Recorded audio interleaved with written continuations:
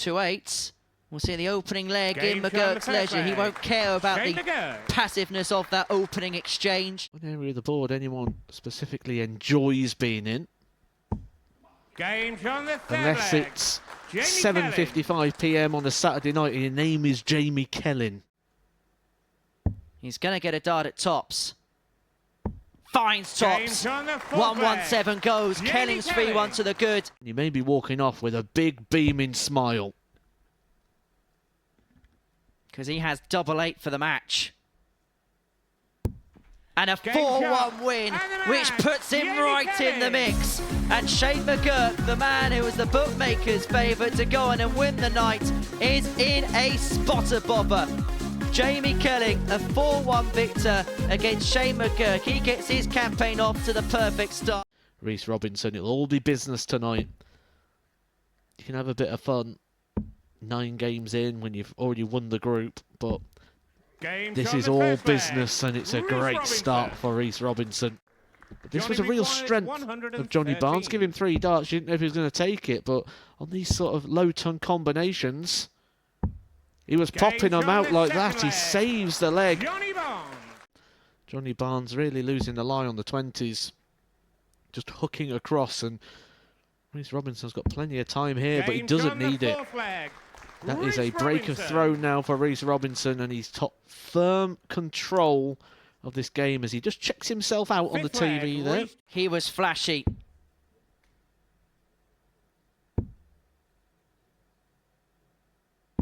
Tonight he is dashy as he brushes aside Johnny Barnes in the space of 11 minutes. A 4-1 victory for Sugar, and it means that he puts himself in a great suit to make his way through to the semi-finals. For Johnny Barnes, he's going to have to get the better. May well come back for more, or can Girvan ignite himself here? Great find, 219s for Girvan. Great recovery, 1-1. Nathan Girvan. He's sort of stood there at the moment, hoping for mistakes. But the mistakes have been few and far between for JK, and he is semi-final bound with a ton-topping checkout.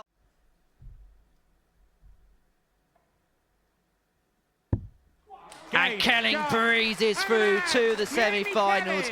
2 wins from 2 means that he is into the final 4 without a worry or a doubt. Girvan and McGurk will go toe-to-toe in a straight shootout in match 5 to see who the other player through Group 1's going to be. Throw with the action, just trying to find that extra couple of percent. 180! If anything else, and I don't mean this in a patronising way, there is at least a gift of that, no matter what happens for Johnny Barnes at the end of tonight. 60. I'm sure those at the Navy Club in Darlington were cheering that 180 on loud and proud. 7. But then again, spraying him around straight away. The last 3 visits for Johnny Barnes, 26, 180, 7. Handy. And that losing of the lie eliminates the opportunity of a single to bull. When he wasn't able to dig himself out of the hole. Adrian Gray again with 3 darts in hand to break the throw of Johnny Barnes. And so that midway point. Game's on the 3rd leg. How crucial could that be? To put himself in the semi-finals.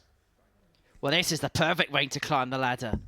Sat perfectly for tops. Barnes nods his head. It's a nod of approval as Adrian Gray makes his way through to the semi-finals. The Gray area are a happy bunch as he makes his way into the final 4. What a debut Johnny Barnes has had. The man from Darlington has enjoyed himself on the very first dart.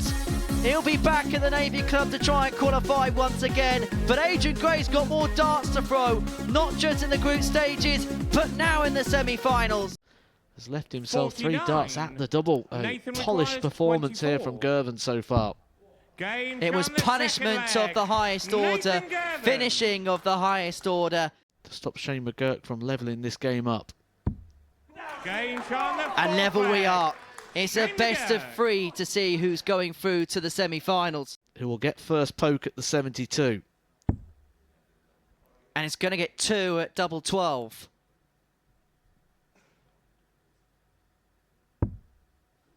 Double 6. Puts his nose in front again. He's a leg away from the semi-finals to send us the distance.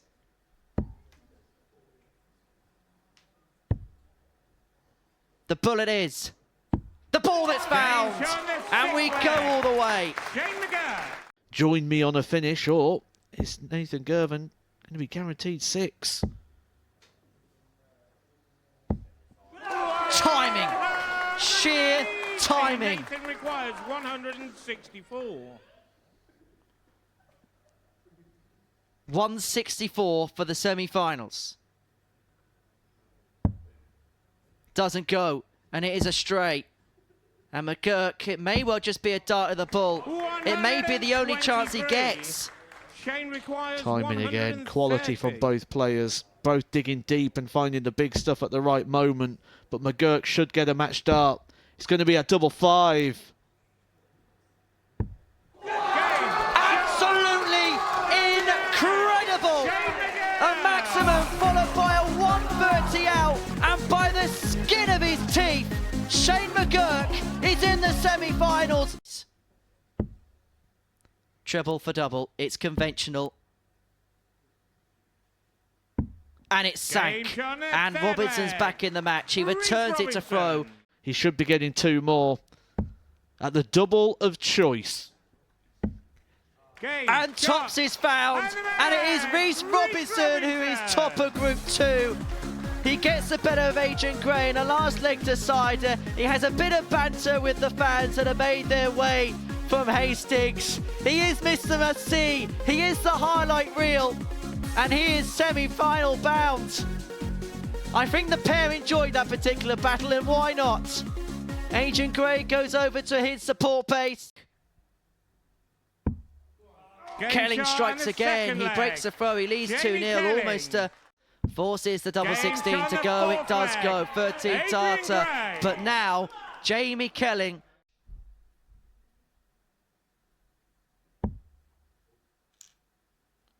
Double 10.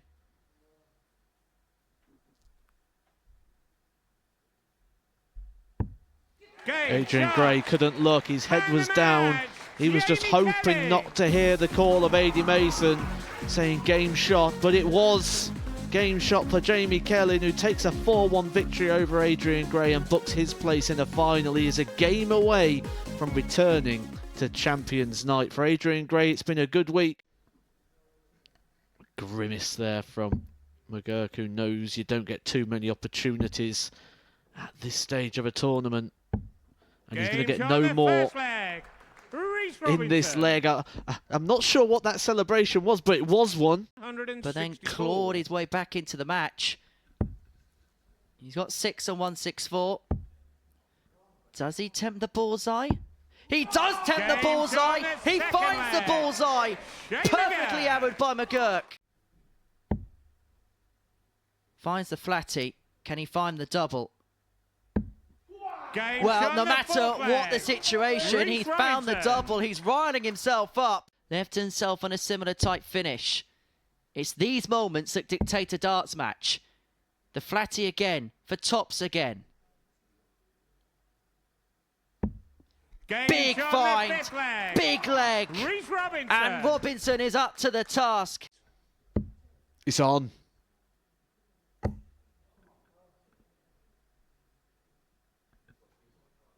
Double 19 for the match.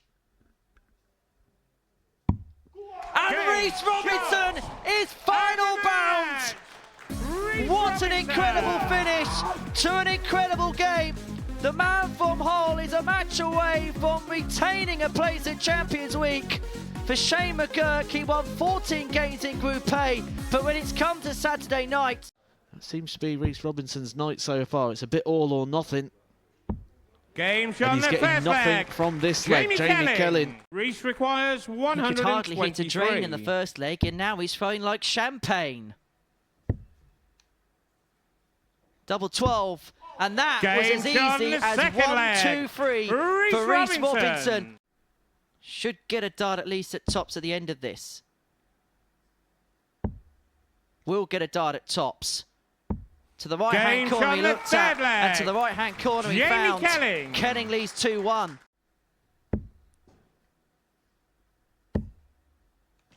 Because he hit 15 in his previous visit, and he could hit a max here.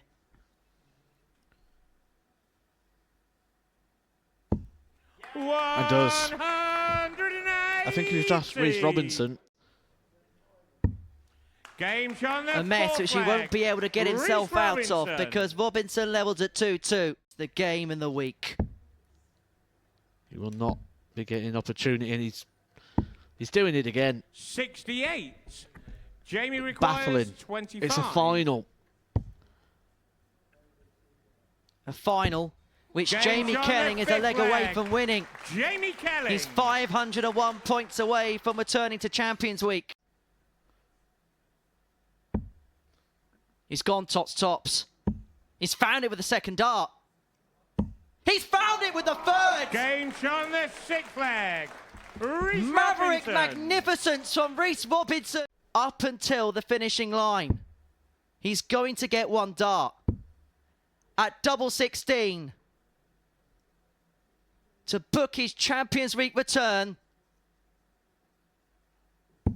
And here's to Game, you, shot, Reece Robinson, and the Series champion 7 of the Week 1 Super champion, Series. Once Reece again, he beats Robinson. Jamie Kelling in a classic final by 4 legs to 3. He has been magnificent. He has been maverick. Reece Robinson, goodness me, as far as evenings are concerned at the Super Series, you've had probably the most magnificent we've ever seen. Just sum it up in your own words. I can't really speak at the minute, to be honest. I'm a bit shook. I'm shook up. Can I try and get a couple out of you? Yeah, sorry, I'm shaky. I'm buzzing, I'm absolutely buzzing. The guys who've played tonight and the fans, absolutely amazing. We've had a good bit of banter all night. I'm buzzing, I'm absolutely buzzing. It's better than my first one. My first one was good, but this feels another one. You've done it again, and goodness me, right, there's been times tonight where you've been down and out, you've been in the doldrums. First and foremost, I want to talk about the 158 in the semi-final against Shane McGurr. That takes real composure, doesn't it, in a moment like that? I left it on purpose and I thought he's going to miss anyway, so I was always going to take it out. Easy work, boy. So, if that was easy work, the final was anything but, wasn't it? I was struggling to hit 320s, to be honest. No, that was one of the hardest games I've ever had to play in my life. I was just trying to hit, please hit 320s, please hit 320s, and he went in. It was all good in the end. You hit 5 maximums, but there was times where it just felt like you were struggling to put scores together. Was that a concern for yourself? Because it felt like, yes, the good stuff was really good, but the consistency wasn't quite there. How many maximums was that? In that final, you hit 5. Just the 5. Just the 5. Everything in between was 41 plus. No. Yeah, I wanted my first dart right. If the first dart was right, maximum. When it's in double 5, no, you can't hit a maximum. So, yeah, I'm happy. I just want to ask about a couple of ways that you went for some finishes. In the semi-final, I think the final, was it the setup on the 160 we went for double 10? You don't remember, do you? I do remember, and I don't know why I did it. I hit 2 treble 20s and I thought, imagine if I hit double 10 now and show everyone I can hit double 10. I don't know why I thought that. I don't know, mate. And then in the final, the 80, that tops after you miss the first one. Again, that takes a lot of courage and conviction to miss the target with the first one and then go again, doesn't it? I purposely threw the first one out, just knowing that I would hit the second 2. That's why I did it. I thought, imagine the fans when they see me throw one out on purpose and go, bosh, bosh, 2 tops, churrah.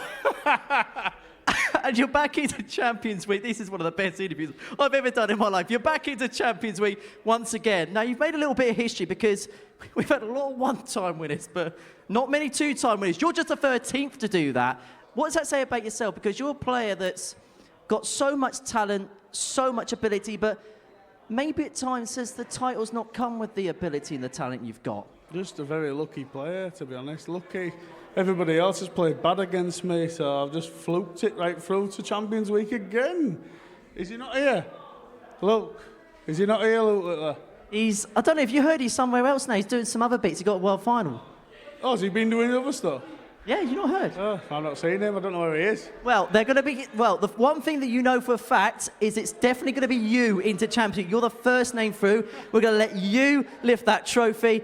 Ladies and gentlemen, he's been entertaining on the hockey. He's been entertaining off the hockey. Your winner is Rhys Robinson. Matthew Edgar alongside me, Mr. Highlight Reel, and he did produce a few real highlights tonight, didn't he? 5 180s in that final game as well. Absolutely brilliant. But that's a lesson there to Rhys Robinson, and a lesson to anyone watching this as well who feel they need to search for perfection, which Rhys Robinson has. Adrian Gray has all said this week. Rhys Robinson was far from perfect. It was far from the standards he's played over the last 12 months, far from anything we've seen of him here, but he still won. And hopefully he'll take what's happened this week and evolve his game and learn that it doesn't have to be 100 plus averages every game to win. Sometimes you can just grind things out, do the right things at the right times, and you can win with 80 averages at times, and those mid 80 averages, because it's still that 6 visits to the board. As long as you're doing things at the right moment, a good learning curve there for Rhys, and I think that trophy is going to symbolise that. And for the first half of that final, it didn't look like it would be a final that he would win.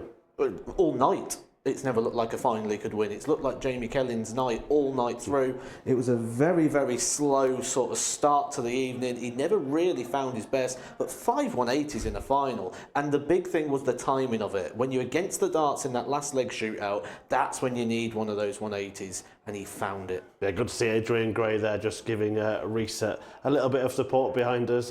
Look, for the other players in the field, they've all played their part in what's been a really enjoyable and entertaining evening's hours. Entertaining week. It's been a fabulous week, full of stories. You know, it's not been hard to find the real talking points. We've had records nearly broken. We've had every group, we've looked at records or stats where we go, we could see something we've never seen here before. And then we came to tonight. The crowd involvement's been fantastic because I think we've had people here supporting their players. They've stayed to the very end. They've been really sort of involved in the action tonight, mostly because of Rhys Robinson involving everybody in the action. I'm sure they're going to stay around to congratulate him at the end as well. But real good night. We really got to see what it meant to the players. We saw some great darts. This has been one of the most enjoyable finals nights I think I've been a part of. It's a great point because they all came to support somebody else, didn't they? But couldn't help just being sort of captivated by what Rhys Robinson was doing. Well done to the players. You know, because normally what we have is people come to support their player. When their player's out, they sort of go off and go do other things. They go grab a Chinese or whatever they go and do after they've been to the darts. But they were so embroiled tonight. They got so engrossed with just the entertainment factor of what was going on the stage that they wanted to see how the night evolved and who came out on top. So real good credit to the players. Real good watch tonight. Very enjoyable. And we saw that brilliant 158 from Rhys to win the semi-final, but that 64 to win the final, every bit as big in many ways. Bigger. You know, sometimes it's not about the numbers that you take out. It's more about the context around the situation. And Jamie Kelling was coming back at him. He was getting himself into a position where he could go on and win that match. Rhys Robinson doesn't want to get drawn into drama. You don't. You just want it done. You start counting the misses. Then you start thinking, is the opportunity going by? So it was good that he didn't get drawn into that drama. Yeah, we could see what it meant to him there as well. And for the first time, really, we just saw him step back before throwing for a double. Jamie Kelling, I called Mr. Composure before that final, but Rhys just kept his there at the crucial time. A man who had no composure at times tonight. Henry questioned him on the double 10 choice, and he didn't really have an answer that was logical to it. And I'm sure he'll look back at that and think, what on earth? And the tops as well, to pull it to that deciding point. He missed the board with the first one. That's when the pressure really kicks in. Because had he just come inside at big 20, could have gone 20 and gone for tops. He had to be Mr. Perfect. I've given him another one, haven't I? Absolutely. And he's also Mr. Champions Week because he's there for the second time. And he actually trekked this event and it's the first time I think we've ever heard a player say this, as a qualifying event for Champions Week, not as a standalone tournament. What do you think about that approach? I like it. I really like it because you almost dismissed the group and the week. And you do sometimes when you're playing at a level that you sort of expect to win, and the winning doesn't become part of the thought pattern, it's how you do it. There'll be players that sort of play Pro Tours, and then when they drop to sort of like the county system, it's almost just like, what can I average? Can I get man of the match? They don't think about winning because they expect to win. Reece Robinson did that here in this sort of lineup. Fair play to him, and he's come out on top. It certainly has. Thank you for being with us this week, Matt, and hopefully you will be with us next week to see who will join Reece at Champions Week. The action gets underway with the X Factor Andy Bolton, the mullet Danny Jansen, and the Manuit 2-9 darters on this stage, Conor Heenan, all in Group A, 9:30 on Monday morning. But for tonight here at the Super Series, Reece Robinson reigns again.